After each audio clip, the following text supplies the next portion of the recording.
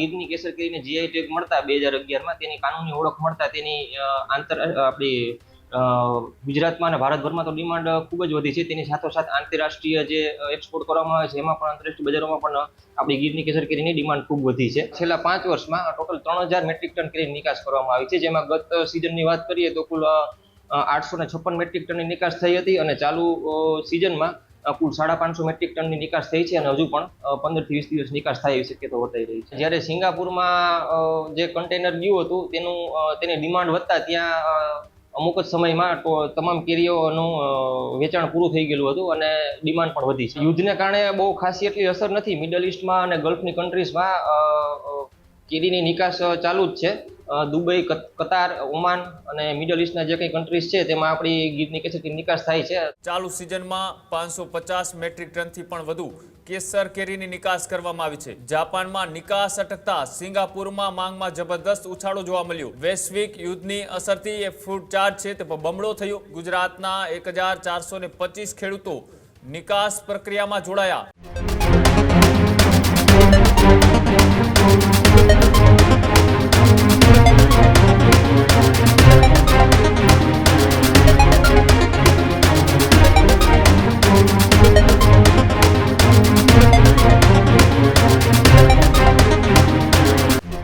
ગીરની કેસર કેરીની માંગ પૂરા વિશ્વભરમાં જોવા મળી રહી છે। જૂનાગઢના સહિતના જે ગીરની કેસર કેરી છે તે વૈશ્વિક બજારમાં તેમની માંગ યથાવત છે। ચાલુ સિઝનમાં 550 મેટ્રિક ટનથી પણ વધુ કેસર કેરીની નિકાસ કરવામાં આવી છે। જાપાને ટેકનિકલ કારણોસર ભારતીય કેરીની આયાત પર બ્રેક લગાવી છે, તો વેપર હીટ ટ્રીટમેન્ટની ખામીથી જાપાનનું બજાર અત્યારે હાલ બંધ છે। જાપાનમાં નિકાસ અટકતા સિંગાપુરમાં માંગમાં જબરદસ્ત ઉછાળો જોવા મળ્યો। સિંગાપુર પહોંચતા જ કેસર કેરીનું કન્સાઇન્ટમેન્ટ થયું સોલ્ડ આઉટ। વૈશ્વિક યુદ્ધની અસરથી એ ફૂડ ચાર્જ છે તે બમણો થયો। વધેલા ચાર્જ છતાં ગીરની કેસર કેરીની વિદેશમાં માંગ એ અકબંધ જોવા મળી રહી છે। ગુજરાતના 1425 ખેડૂતો નિકાસ પ્રક્રિયામાં જોડાયા। જૂનાગઢ, ગીર સોમનાથના ખેડૂતો કેસર કેરીના નિકાસમાં બન્યા અગ્રેસર। ગીરની કેસર કેરીની માંગ એ વિશ્વભરમાં છે અને અલગ અલગ દેશોની અંદર તેમની જે નિકાસ કરવામાં આવે છે। આ વખતે આ યુદ્ધની પરિસ્થિતિ હોવા છતાં પણ ભાવ વધારે છે તેમ છતાં પણ ગીરની કેસર કેરીની માંગ એ બમણી જોવા મળી રહી છે, અકબંધ જોવા મળી રહી છે અને અત્યારે પણ 1400થી પણ વધારે જે ખેડૂતો છે તે પોતાની નિકાસ પ્રક્રિયા છે તે કરી રહ્યા છે। અલગ અલગ દેશોની અંદર એ તેઓ પોતાની કેસર કેરી છે તે મોકલી રહ્યા છે અને જે ભાવ અત્યારે ગયા વર્ષ કરતાં વધારે ચાલી રહ્યો છે તેમ છતાં પણ જે માંગ છે તે માંગમાં વધારો છે તે જોવા મળી રહ્યો છે। શું કહી રહ્યા છે આવું જોઈએ। અત્યારે કેસર કેરીની સિઝન આમ તો જોઈએ તો છેલ્લા ફેઝમાં આવેલી છે। હવે વધીને 15 થી 20 દિવસ કેસર કેરીની સિઝન ચાલે એવું વર્તાઈ રહ્યું છે।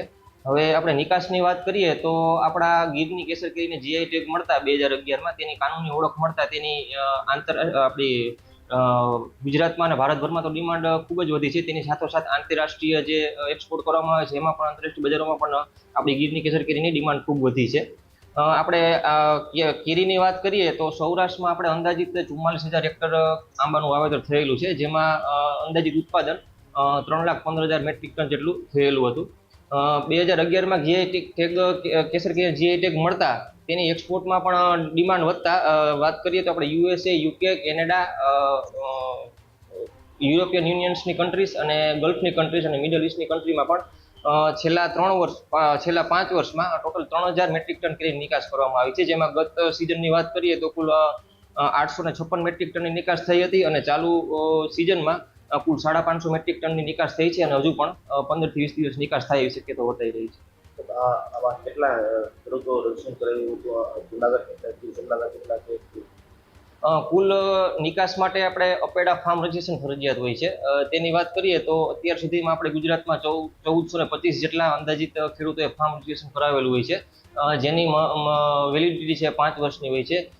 કુલ ગુજરાતની સાપેક્ષમાં આપણે જૂનાગઢ અને ગીર સોમનાથ જિલ્લાની વાત કરીએ તો કુલ 625 જેટલા ખેડૂતો તો આપણા ફક્ત જૂનાગઢ અને ગીર સોમનાથના ખેડૂતોએ રજીસ્ટ્રેશન કરાવેલું છે અને ચાલુ વર્ષે કુલ 102 ખેડૂતોએ ફાર્મ રજીસ્ટ્રેશન કરાવેલું છે।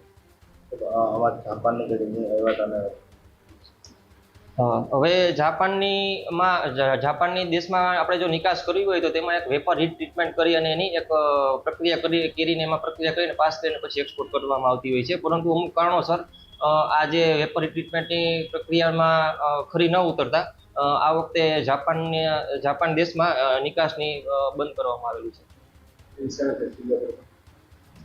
તેની સામે જ્યારે સિંગાપુરમાં જે કન્ટેનર ગયું હતું તેની ડિમાન્ડ વધતા ત્યાં અમુક જ સમયમાં તમામ કેરીઓનું વેચાણ પૂરું થઈ ગયેલું હતું અને ડિમાન્ડ પણ વધી છે. યુદ્ધને કારણે બહુ ખાસી એટલી અસર નથી. મિડલ ઇસ્ટમાં અને ગલ્ફની કન્ટ્રીઝમાં કેરીની નિકાસ ચાલુ જ છે. દુબઈ, કતાર, ઓમાન અને મિડલ ઇસ્ટના જે કંઈ કન્ટ્રીઝ છે તેમાં આપણી ગીરની કેસરની નિકાસ થાય છે. થોડાક ટ્રેડ ચાર્જ વધેલા હોય તેના લીધે કેરી જે આપણી કોઈ માની લો કે કસ્ટમર 3 બોક્સ લેતા હોય તો તેની જગ્યાએ 2 બોક્સ કે 1 બોક્સ લે છે. આ જ પ્રકારની તમામ અપડેટ જોવા માટે ન્યૂઝરૂમ ગુજરાતને લાઇક, શેર અને સબસ્ક્રાઇબ કરવાનું ભૂલતા નહીં.